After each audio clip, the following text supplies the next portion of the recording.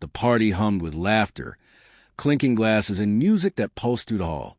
I had arrived with Vanessa, expecting a relaxed evening among friends and colleagues. At first, everything seemed normal, until I noticed her drifting from group to group, her smile brighter, her laughter louder, her movements more enticing than necessary. She leaned close to men while dancing, brushing against them, eyes glinting with playful mischief. The sting of betrayal hit me, but I stayed composed, letting her boldness and careless confidence play out for all to see. As the night wore on, Vanessa's flirtations grew bolder.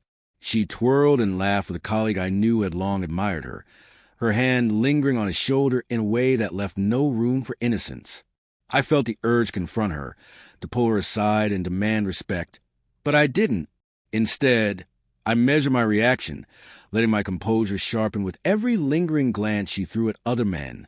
The night was unfolding exactly as I needed, her behavior setting the stage for the lesson she had yet to realize awaited her. I excused myself quietly and stepped outside, letting the cool night air clear my head. I wasn't leaving in anger, I was planning.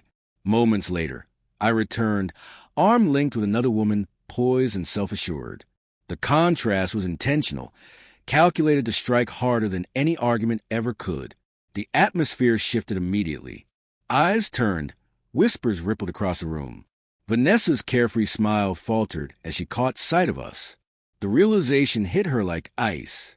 Her laughter froze mid-pose. Vulnerability crossed her face for the first time that night. The woman beside me smiled politely, aware of the unspoken power play. I walked through the crowd with quiet confidence, the shift in attention unmistakable. Vanessa's panic grew, subtle at first, then undeniable, as her arrogance collided with reality. Colleagues who had watched her flaunt herself now regarded her differently. The balance of power had shifted completely. She tried to regain control, flashing smiles, waving at friends, attempting to dance again. But every movement was hollow, transparent. Her energy no longer commanded the room. Instead, she was exposed. The recklessness of her earlier flirtations became painfully obvious in contrast to my composed, deliberate presence. I said nothing. I didn't confront. My calm alone spoke volumes. Vanessa's panic deepened with every passing moment. The eyes that followed her every move now tracked me and my companion. Admiration was evident, judgment unspoken. She had danced freely, unchecked, assuming her influence was untouchable. But the moment she saw me in control, the world tilted, and she knew it. Conversations quieted as whispers passed from guest to guest. All eyes recognized the subtle but undeniable victory. Vanessa tried to salvage the moment, her laughter forced, her movements exaggerated. But it was too late. The game had changed. The control she had wielded so effortlessly now rested in my hands.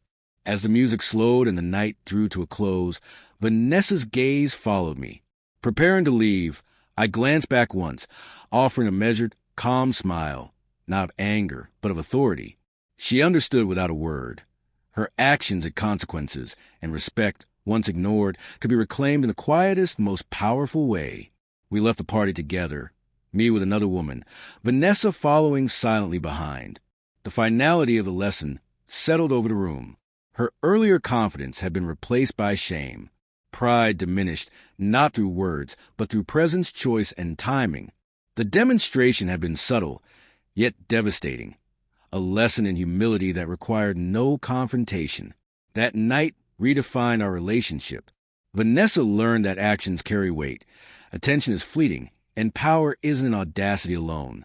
True authority lies in timing, calm, and self-assured control.